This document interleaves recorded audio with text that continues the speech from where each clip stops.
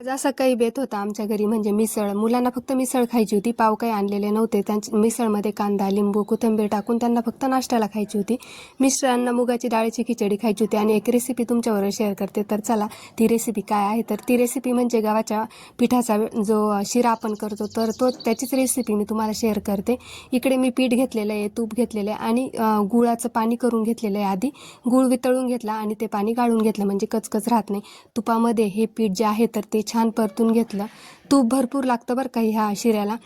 छान म्हणजे ते भाजलं का लगेच आपल्याला लक्षात येतं, कारण की स्मेल पण लगेच पसरतो त्याचा. आणि हलकंसं पीठ होतं, त्याच्यामुळे आपल्याला समजून जातं की हे भाजलं गेलं. भरपूर वेळ लागतो, कारण की कमी गॅसवर भाजावं लागतं, त्याच्यामुळे त्याला वेळच लागतो. तर असं काही भाजलं गेलेलं होतं, अजून तर काही भाजलेलं गेलेलं नव्हतं ते. आणि बघा आता इकडे कलर पण छान आलेला आहे आणि भाजल्या पण गेलं. मग हे जे पाणी तयार केलेलं होतं ते मी हळूहळू त्याच्यामध्ये टाकलं.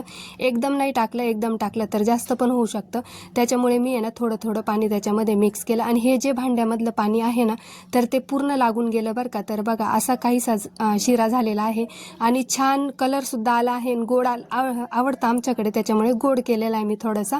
आणि इकडं थोडंसं तुपाचा लसलशीतपणा दिसावा म्हणून मी 2 चमचे जे आहे तर ते वरतून तूप टाकून घेतलंय.